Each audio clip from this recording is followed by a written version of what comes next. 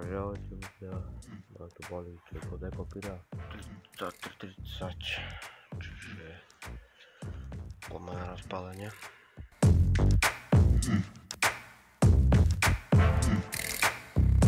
Dobre, čiže máme tu takýto kompakt Nuclear Attack.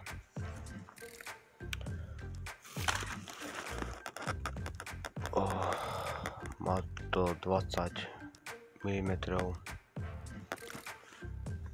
16 rán, 20 sekúnd, má takýto od Classic, kategória F2, Nuclear Attack.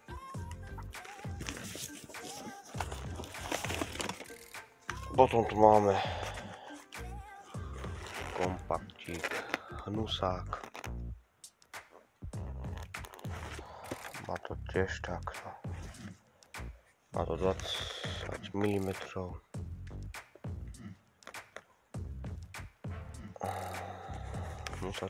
To je také isté ako tento Nuclear Attack.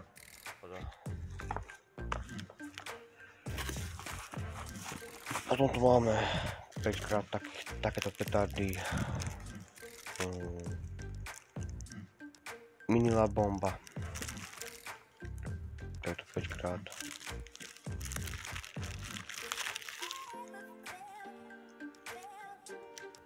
Je to 2024 rok výroby. Čiže má to 4 nek, 4 kraby na balenie, čiže jeden kus má 0,2. Dva bomby 5x 1 2 3 4 5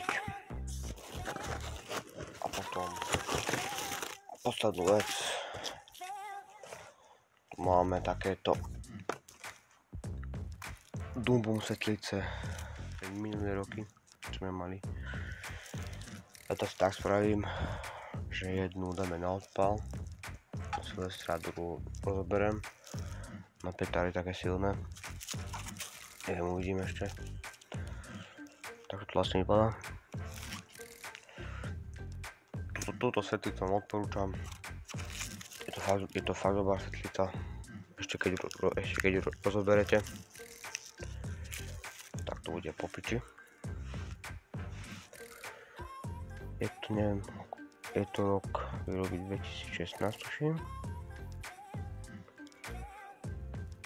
34 to má takto. Toto už je hranica 21 rokov. Jedenkrát takéto Dumbum svetlice. Hej. Asi jednu dáme na odpal, ako na Silvestra, druhú rozberiem asi na petardy. Aby ste chceli vidieť také videjko nejaké, tak vám môžem natočiť. 5x palím takéto La Bomba Mini petardy. Nevedel som to, nemal som to, že môžem to niekde skúsiť. Potom jeden kompakt Nuclear Attack, to som v živote ešte nemal. Hej. A jedenkrát Hnusák. Takže takto. A čaute, vidíme sa o ďalšom unboxingu.